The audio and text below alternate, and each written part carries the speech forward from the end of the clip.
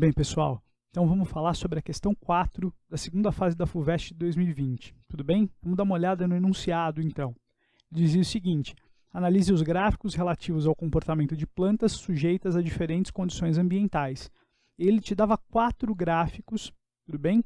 Que falava basicamente sobre o horário do dia, intensidade luminosa, água absorvida, estômatos abertos. Portanto, é uma questão clássica abordando vários assuntos de fisiologia vegetal. Também um assunto bem importante que costuma aparecer nos vestibulares. Vamos dar uma olhada, então, nos itens dessa questão. Bem, pessoal, então, item A dessa questão. Vamos dar uma olhada no enunciado. Em relação ao gráfico 1, em que horário aproximado do dia se espera a maior quantidade de estômatos abertos. Beleza. Então, pensando nesse gráfico, vamos dar uma olhada nele, vamos ver o que ele propõe para a gente. Ele está dando aí um gráfico para a gente que mostra a quantidade de água absorvida pelas raízes em função do horário do dia. Tudo bem? Belezinha? Bom, o horário do dia aí está ligado com incidência de luz. Você já deve estar imaginando isso.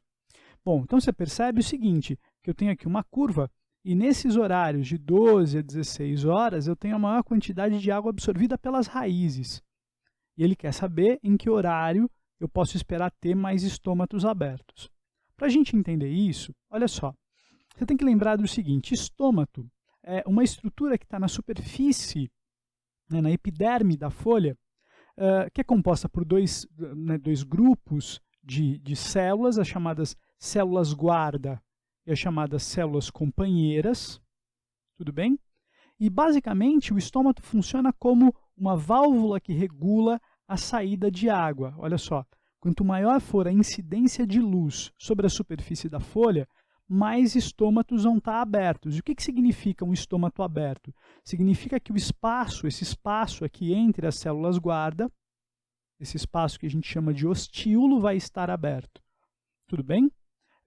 Quanto menos luz incidente sobre a superfície da folha, mais estômatos vão estar fechados, ou seja, você percebe aqui, olha só, que aquele espaço não existe, tudo bem? As célulazinhas estão fechadas.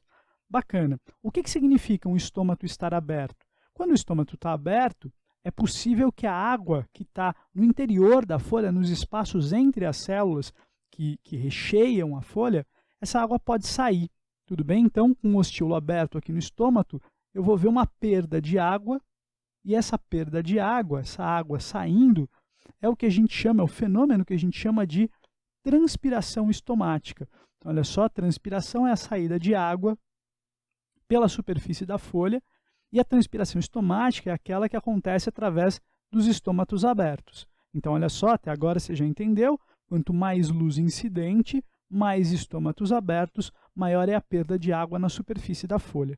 Tranquilo? Bom, para a gente linkar com a raiz, o que eu preciso lembrar?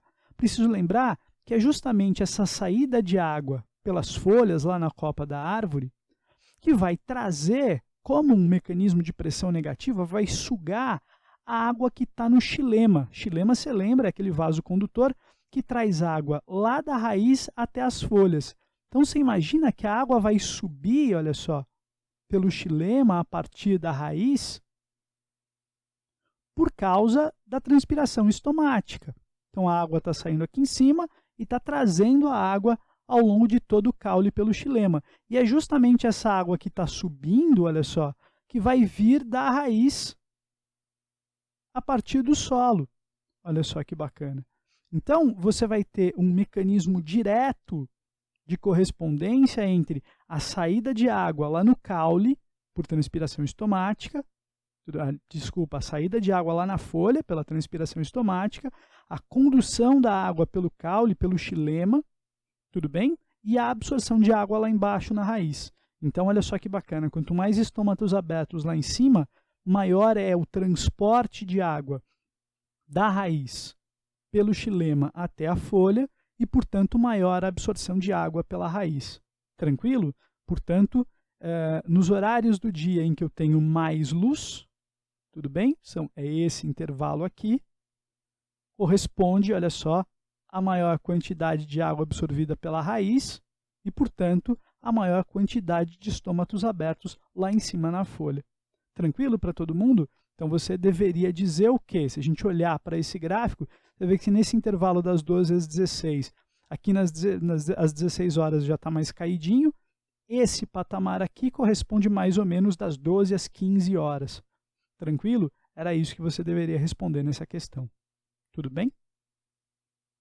Bom, pessoal, vamos dar uma olhada agora no item B dessa questão, que diz o seguinte: considerando os gráficos 1 e 2 como representativos de indivíduos da mesma espécie, então olha só, agora ele vai comparar de alguma forma dois indivíduos e ele está dizendo que são da mesma espécie para você imaginar plantas de mesmo tamanho, submetidas mais ou menos às mesmas condições. Tudo bem?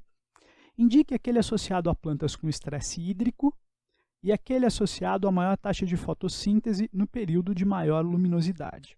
Beleza. Bom, então vamos lá. Maior estresse hídrico. Estresse hídrico significa problemas com a disponibilidade de água para aquela planta. A gente viu no item anterior que a transpiração estomática é a perda de água na superfície da folha. Tudo bem? Então você deve imaginar que uma planta em situação de estresse hídrico vai tentar, fechando os estômatos, perder menos água. Tudo bem? Ou melhor, para a gente não adotar um discurso finalista, o fechamento dos estômatos vai diminuir a perda de água, o que vai tornar aquela planta mais adaptada a uma situação de estresse hídrico, mais adequada a essa situação. Tudo bem? Então, olha só, se a gente olhar aqui no grafiquinho, a gente vai ver o seguinte, né? Se olhar, eita, vamos pegar aqui uma corzinha, essa.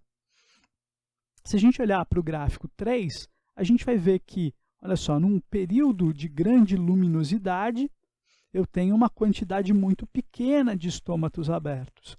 E mesmo nos períodos de menor luminosidade, veja, a pequena concavidade desse gráfico mostra que eu não tenho uma grande variação na quantidade de estômatos abertos. Tudo bem? Mesmo que a iluminação aumente e depois diminua, a quantidade de estômatos abertos não vai variar muito ao longo do dia. Tranquilo? Ou seja, isso faz sentido para uma planta que está numa situação de estresse hídrico e, portanto, tem de controlar a perda de água. Beleza? Então, olha só, esse cara aqui, 3, seria a planta que está ligada à situação de estresse hídrico. Tudo bem? Beleza? Agora, aquele associado a maior taxa de fotossíntese no período de maior luminosidade.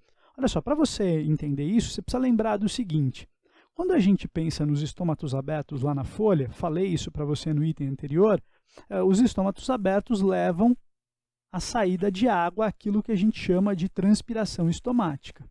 Tudo bem? A perda de água que, em algumas circunstâncias, pode ser um problema. Tudo bem? Então, olha só, saída de água. Mas, além disso, os estômatos abertos permitem a entrada na folha de um outro carinha que é o CO2.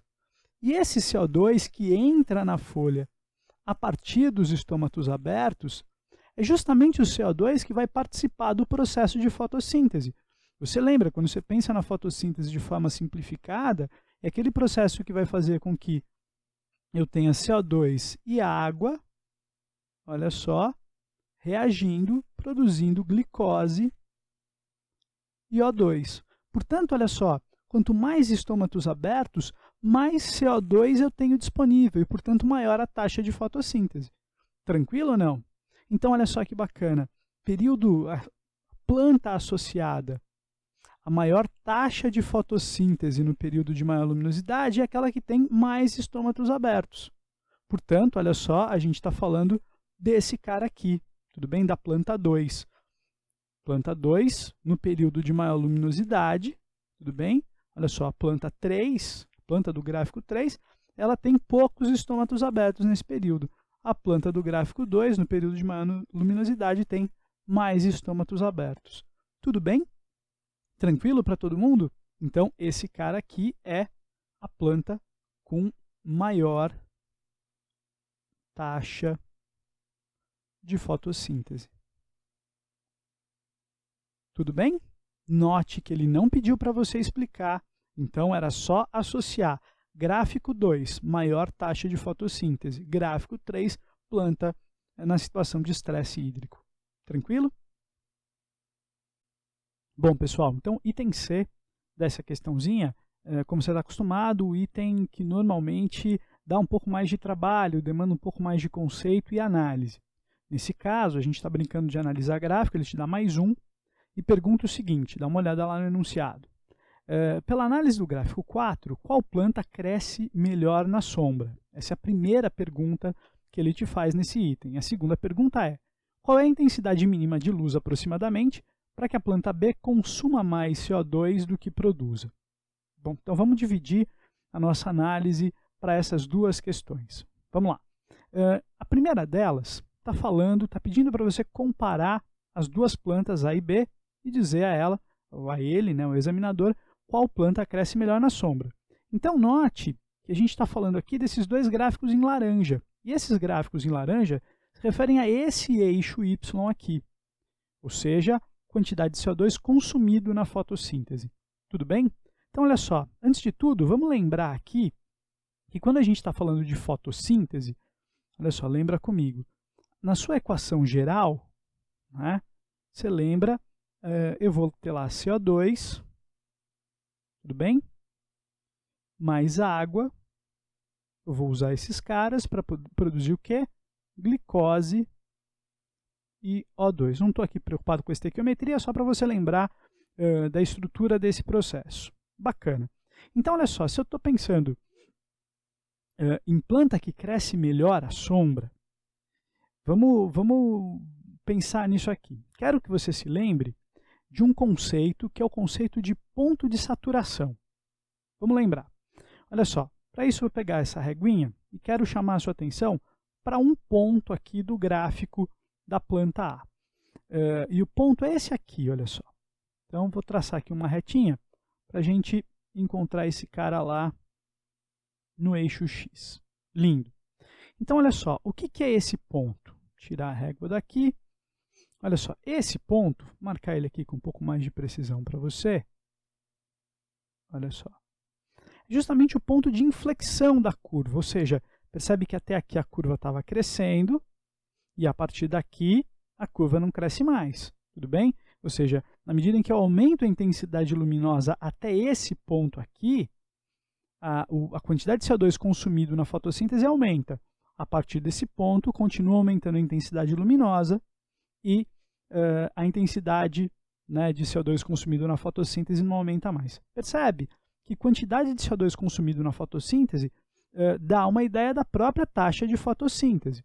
Tudo bem? Então, posso dizer que a partir dessa intensidade luminosa aqui, a fotossíntese não aumenta mais. É isso que a gente chama de ponto de saturação. Então, esse cara é o ponto de saturação da planta A. Tudo bem ou não?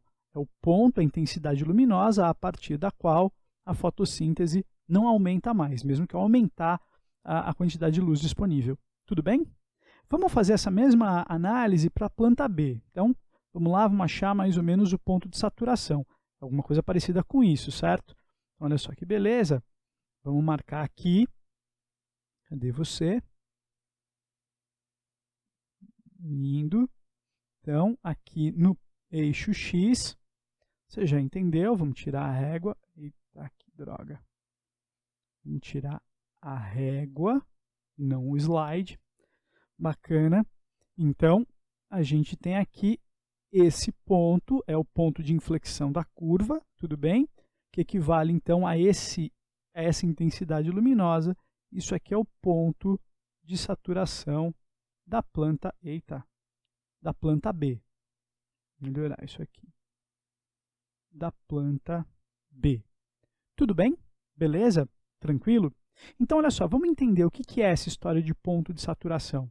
Bom, é a intensidade luminosa na qual a planta atinge a sua taxa máxima de fotossíntese. Tudo bem? Belezinha? Então, olha só, se eu olhar para cá, olha só, esse cara aqui, esse ponto aqui, equivale à taxa máxima de fotossíntese da planta A. Esse ponto aqui equivale à taxa máxima de fotossíntese da planta B.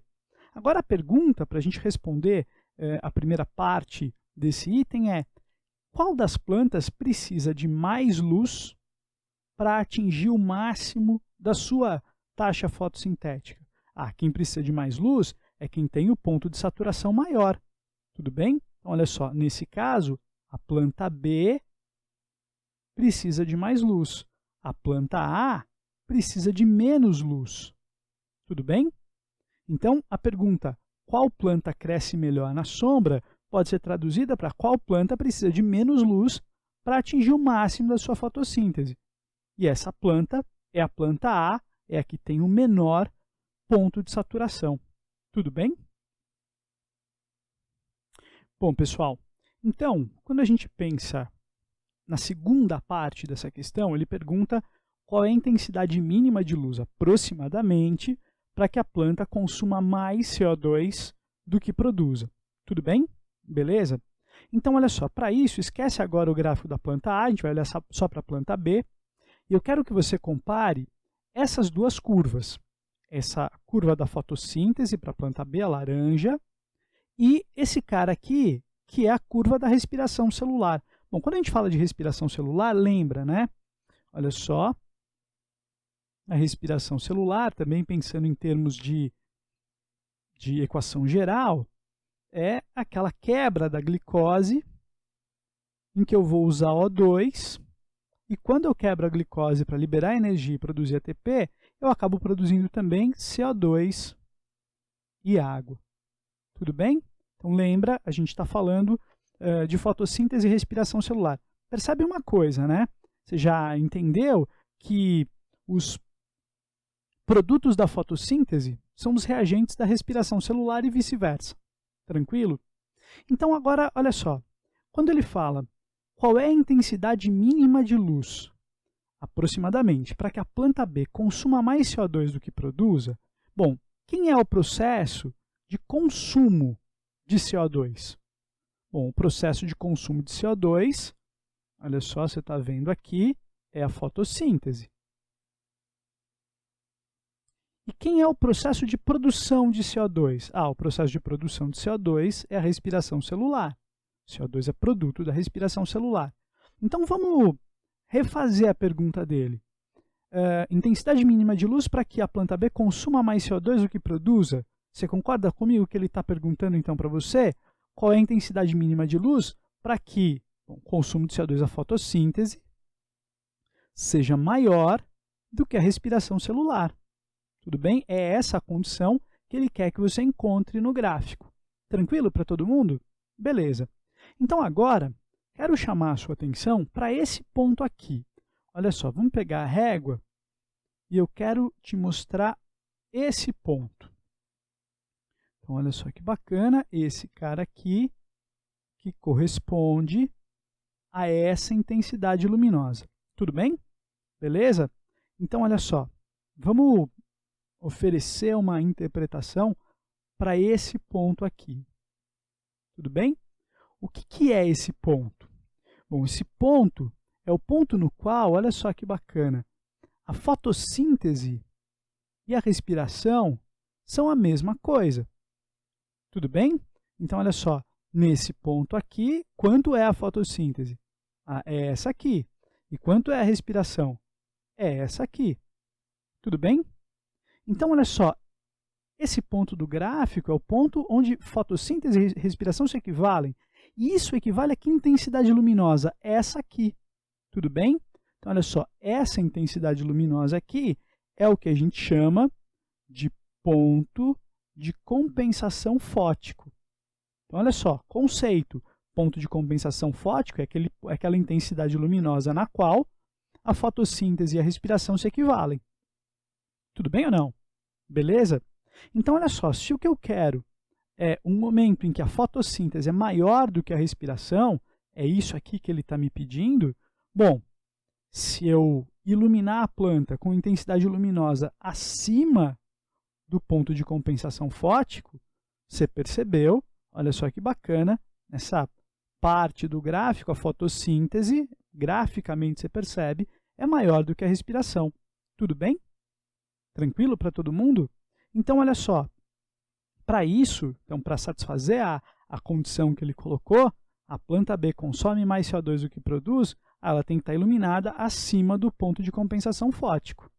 Tranquilo? Bom, o ponto de compensação fótico, nesse gráfico, a gente consegue perceber que ele está acima de 2, não está exatamente na metade do intervalo aqui, tudo bem?